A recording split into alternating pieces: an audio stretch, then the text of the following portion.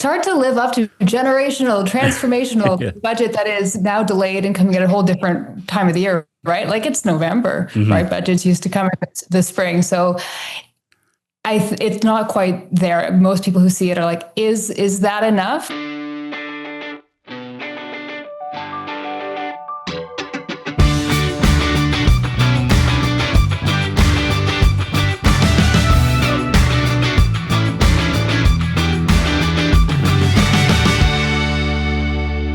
Here we are back on Closer Look Thursday. One day closer to the weekend. That's good news. Woke up to some snow this morning. That was not good news. Yes, that was something. It was something. Not the word I was thinking of, but I digress. Okay, before we start, I want to thank everybody who reached out through social media, through emails, with some thanks on last night's show on dementia. Dr. Howard Chertko, he was terrific. Yeah, I learned a lot, actually. I didn't realize that we're kind of at a turning point in our fight against dementia. Yes. There's a lot of great, besides the medication that everyone talked about that was in the news last week, this new drug being approved by Health Canada, there's all kinds of different therapies on the horizon and new research that's showing different ways to help prevent the early onset of dementia. So it was interesting to see. Yeah, it certainly was. And I know you've said this, a dozen times, and I'm going to pick up on it. I love when we do an episode where we can walk away just a little bit smarter. And after last night's episode, I think you and I were certainly both a lot smarter, thanks to the good doctor. And tonight will be no exception where the federal budget is concerned. Absolutely. It's been a couple of days since the federal government, Carney government, tabled their first budget. The dust is kind of settled. There's going to be a vote now. There's some machinations going on right now. We've heard some reports about potential confidence, some amendments to the budget that could be confidence motions. We're going to kind of break it all down with three of our great journalists who covered the tabling of the budget. Right. So we're going to welcome them and have a good chat. All right. Jessica Smith-Cross, Katherine DeClerq, and Palak Mangat. Finance Minister Francois-Philippe Champagne unveiling the Carney government's first budget earlier this week. Lots of questions, analysis, and even a conservative crossing the floor. Here to break it all down, three of the best in the business who are in Ottawa covering it all for us. Jessica Smith-Cross, Editor-in-Chief at the Trillium, Katherine DeClerq, and Palak Mangat from Parliament Today. Guys, great work. I know it's been a whirlwind 48 hours, but good to see you. Always good to see you, Scott. Hey, Frisco. Hey, guys. Thank you so much. We were just saying before we came on, I don't think any of them have slept in a few days. But anyway. Okay, a lot to unpack here. Palak, let's start with you. No balanced budget over the next 4 years and a massive deficit to boot.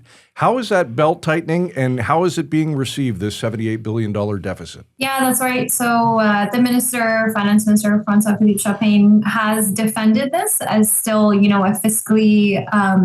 fiscally restrained budget. He defended on the day in the lockup to reporters, saying that while it is a significant figure, it's still within the range of what many economists had expected going into the day. So, for maybe some of your listeners, recall that there were some economists who were forecasting it to go into the into the 100 billion or approaching the 100 billion figure. So that is something to note as well. There's been given a positive spin by the government, obviously, like they always do when they drop a budget. But this is going to be investment. I think the word was used 800 times in the budget. The word investment.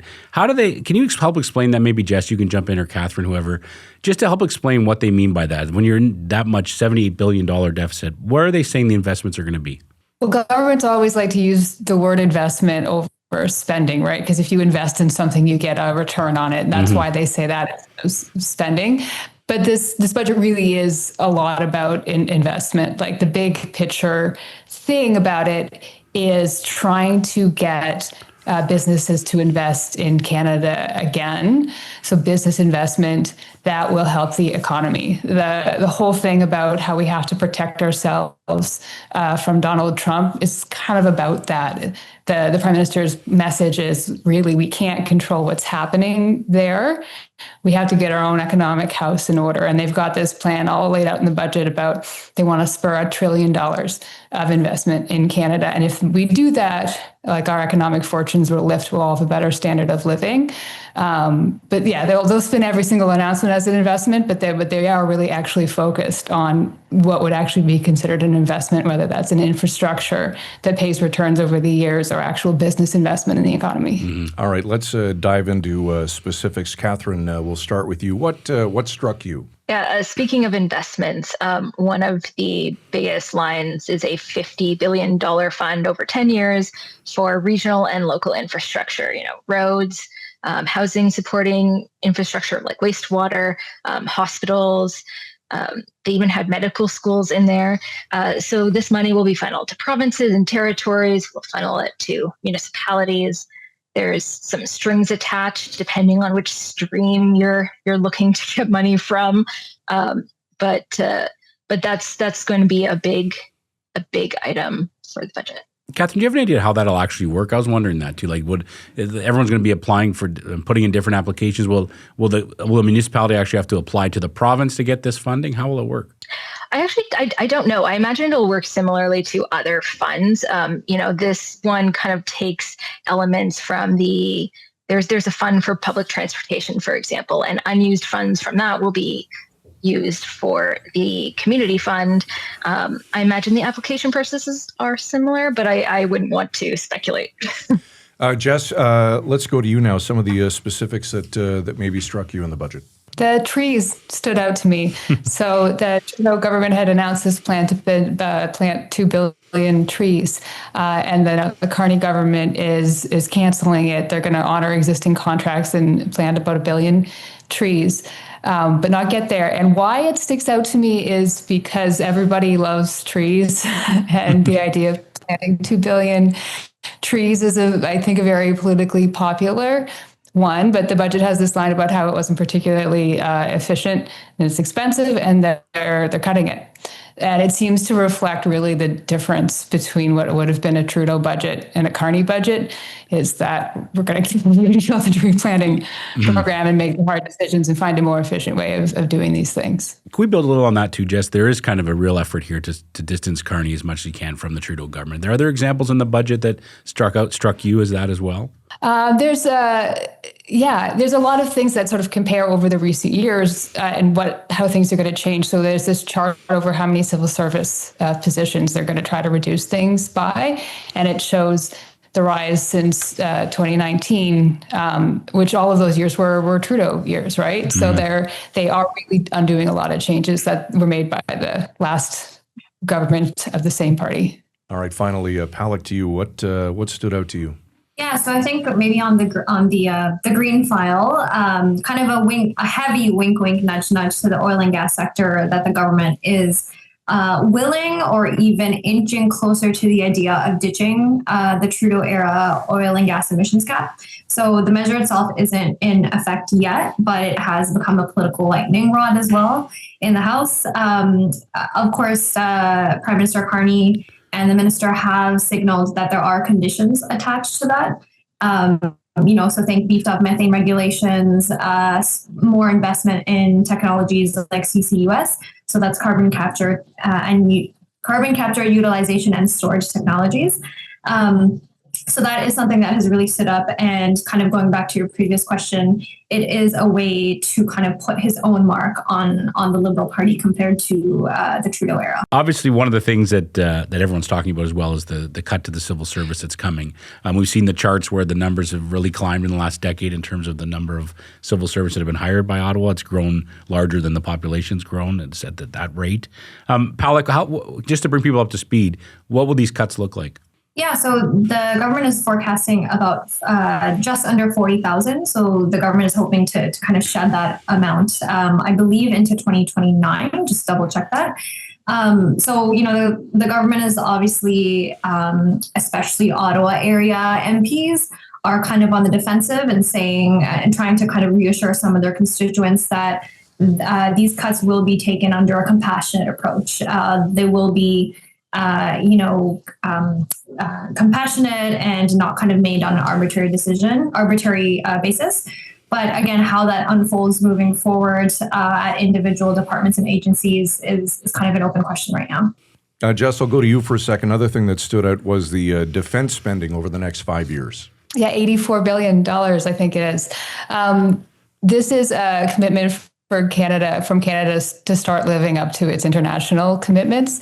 Think about this in the context of Trump. One of the criticisms that he's levied at Canada is that we've sort of been hiding behind the US and haven't felt the need to spend as much on defense as other countries do. And some folks would say he's not actually wrong about that one. So there've already been some announcements on this about, paying military members more. They're also ramping up procurement. They're going to try to improve what they call like Canadian supply chains for defense, so that when they're spending this $84 billion, more of it can be spent in Canada to benefit our economy. And they're going to try to set up a new agency to get better at doing defense procurement altogether. Jess, so how much of this budget plan is one to defend Canada from Donald Trump's trade aggressions? I would say pretty much everything. They never mention Trump by name, but they do go on this extended sort of explanation about having to rewire the economy in the face of his sort of transactional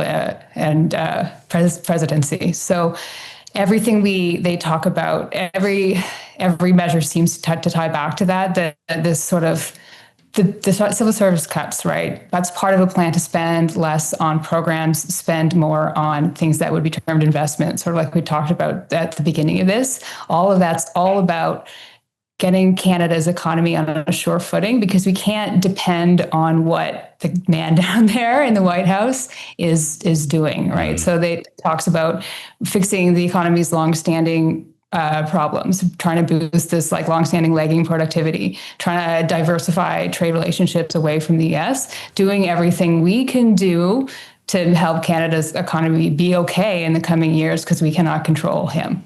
Obviously, adding to the drama of the whole budget, Palak, was the fact that a Conservative MP crossed the floor. Yeah. It's a pretty big political moment for Carney as well, on top of the budget.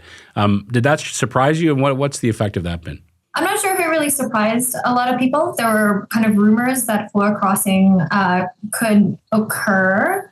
This is one MP, Nova Scotia MP Chris D'Entremont. So I think whereas going into the budget before his departure was confirmed, all eyes were, or all sort of the chatter on the Hill, a lot of it was based on, the politics of will the budget pass, won't it?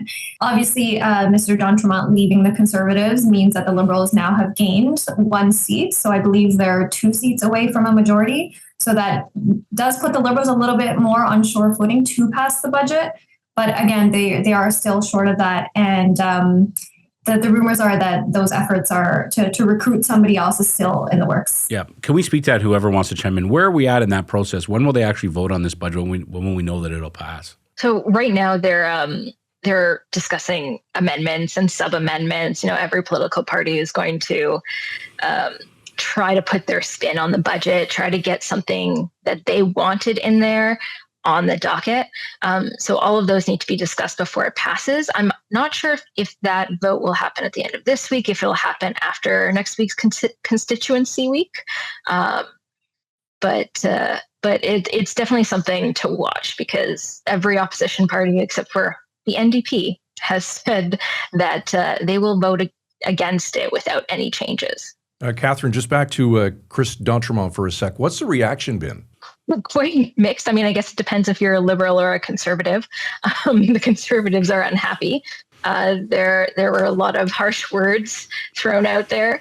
The Liberals are thrilled. They have another member, someone else who can support their budget. Can we talk also about, obviously, Pierre Poilievre's reaction to this budget? What's it been?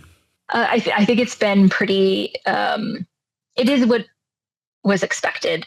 He didn't really get a lot of his big ticket items, or really any of his big ticket items on the budget. There's a big focus on industrial carbon taxing, which he very much wants repealed. Can we speak, Jess, maybe I can throw this to you. What's the reaction from Queen's Park been to this budget? How has the Ford government responded to it? The Ontario Finance Minister, Peter Bethlenfalvy, came out saying that he was underwhelmed, that this wasn't very transformational as it had been billed. And Ontario is a little upset about not seeing some of its priority things in there. So that's Ring of Fire development and the 401 tunnel, which there's been no commitment to. The federal government has, under Carney, said that it is on board with the Ring of Fire generally, but there was no specific commitment here in the budget, which they would have loved to see in Ontario. Can I ask you guys all three a behind the scenes question? Obviously, we know how these budgets happen. You're in a lockup during the day, but there's always hype about a budget, whether it's the provincial budget, the federal budget. It's always a big day, but there was a lot of extra hype about this one, right? Because it was Carney's first, because the world is changing, as they so often told us. Was there a different feeling in there, and do you think it lived up? I can start with you, Jess. Do you think it lived up to that sense of hype that was coming? It's hard to live up to generational, transformational budget that is now delayed and coming at a whole different time of the year, right? Like it's November, right? Budgets used to come in the spring. So it's not quite there. Most people who see it are like, is that enough? But in the way that the budget's presented, it's not always immediately clear exactly what will come from it. It's a huge document full of a lot of words, and just how the government follows up on it and what happens next can really depend. So it may end up being more transformational than everyone expects today, but we don't know that yet. Katherine, can I ask you the same question? You're a veteran of this. What was there a difference this time around? I think one thing with a budget being one of investment is that, to Jess's point, I don't think you'll really see the results for a decade. We're putting all of this money into defense. We're putting all this money into infrastructure, looking to connect more with private entities, private companies, bring in more money, more business. And that's not something that's going to happen in a year, 2 years, even, a 4-year term. So I think a lot from the budget was what was expected, a lot of the same vernacular that Prime Minister Mark Carney has been using for the last couple of months. It's just, we'll wait and see if it makes a difference. For sure. Palak, we'll let you chime in on that too. Yeah, I think I agree with my colleagues. The jury is still out. It may be out for a while. And I think that's, also kind of expected, given that the Carney government is hoping to spur, I think the figure was $1 trillion. I don't recall the timeline, but that's not chump change that you can bring up, in a matter of days or months. Guys, I know your plates are full and we've taken more of your time than we likely should have. But before we let you go, is there anything that we didn't cover tonight that we should have? Jess, I'll start with you. We didn't talk about the finance minister's new shoes. That's okay. We'll skip that. Do we know how that started, that tradition? I don't. No, it's kind of endearing, but yeah. Was he working out in the morning? Did I see a photo of him going to the gym that morning? Is that a new trend too? If you look at the Globe's coverage had a photo of the finance minister stretching at the gym. Not a trend that either one of us has started. That's a different look. Yeah, I'm sure you'll all go check out the Globe as soon as they hang up. Yeah. Katherine, do you? I was going to say we've been branching out provincially. They now do ties instead of shoes. All right. So our finance minister has quite a collection of yellow ties. Okay. All right. Fantastic. Palak, last word to you. Yeah, I think just to keep it on the pattern, on the trend of the shoes, Mr. Champagne did, this is obviously his first budget. He is a veteran Liberal cabinet minister under the Trudeau days as well. So I don't think in my young career I've seen anyone make their own shoes, but he did do kind of a whole photo op around making the shoes. So maybe that's what Frisco caught on the Globe. Well, see, it's all about cutbacks. Make your own shoes. It's cheaper. I've been doing that for years.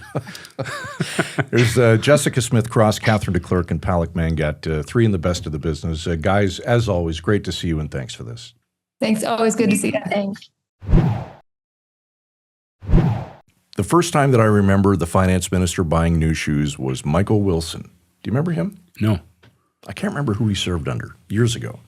But I kept thinking, what do new shoes have to do with... What color shoes did he buy? Do you remember that? They typically always will buy black, right? Because they're wearing, a darker suit. But. And the symbol is supposed to be that they're helping to, spur the economy, move it along, spend some money, buy a pair of shoes, just for a great photo. But I'm sure that there's I don't know if it's from the government photographer that took it, but there's him working out in the morning. He went to his morning workout, went to a caucus meeting, and then delivered the budget. That's what we need to do. Yeah, I know, to hit the morning gym. workout before we hit the gym. These documents, they sometimes go over my head. Like, I'm not going to read through a 493-page budget. Is that how many pages it was? Yeah. But I have to say the coverage has been excellent, not just at the Trillium and at Parliament today, but across the board. It's been really interesting. Yeah. There's a lot of strong voices in Canada who understand this stuff better than I do. And, as Jess brought up, there is that fine line between the spin, right, between spending and investing, right? And some of the argument is that, we didn't get into this, but that, the Liberal government under Trudeau invested for 10 years too, and it didn't reap the benefits they were hoping that it brought. So how is this going to be any different? That's one of the big questions going forward. It will be interesting to see whether this could – you're hearing the chatter about triggering another election, that this could be a non-confidence vote. I am no expert in this, but I would be shocked if the Conservatives sent us back to the polls. It certainly would not be a very popular move. No. I wouldn't think. I just can't imagine. We feel like we've just had a provincial election, a federal election. I just don't know if there's an appetite for that. I don't know if that's again, I don't have the crystal ball and I'm not an expert. Yeah, I can't wait to see if two more will cross the floor. Could you imagine? Yeah. Well, the MP who crossed kind of made it seem like there's some other people who are frustrated, and it's look, this happens with Trudeau too. There were people inside who were frustrated, and there have been voices in the Conservative Party speaking out in recent weeks. Former staffers to Stephen Harper have written columns about how they're not happy with the current state of the party, and that happens in politics. Not everyone's going to be on board with the leader. Now, when Trudeau went through the caucus revolt late in his tenure, nobody crossed the floor, though, right? I don't remember it. I don't believe so. No. That's a pretty bold move. Someone's going to write us and tell, but I don't remember. Yeah, I don't remember that happening. No, and politically, it was a big win. Like, there's nothing like that photo of him and Carney grinning down the hallway as they're crossing the floor. I always feel bad for the constituents because that's not who they voted for. It's a great point. Right? I wonder that too, right? Because he has a lot of answering to do. There's a lot of people that would have voted for him because they supported the leader. They supported the Conservative. They supported Palak.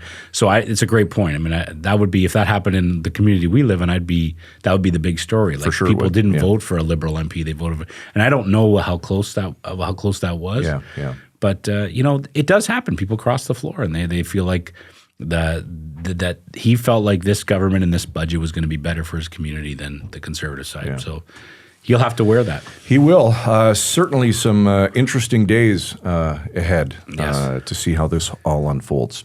And just a reminder that the invitation is still open to Mr. Poilievre. He's welcome to join us on the show anytime to talk about it. We'd love it. Yes. Absolutely. Come on the show, Pierre. Yes. Anytime. Door is always open. Closer look at villagemedia.ca, Pierre, if you want to reach out. That's our email address. And closerlookpodcast.ca is where you can check out our website, subscribe. We'll send you bucket loads of content, and happy to do just that. Great discussion tonight. This evening's show, as always, produced by Derek Turner. For Michael Friscolanti, Editor-in-Chief here at Village Media, I'm Scott Sexsmith. Thanks for your time this evening. We truly appreciate it. Let's do it again tomorrow night at 7, right here on Closer Look. Frisco and Scott's Wardrobe provided in part by Moores, Sault Ste. Marie.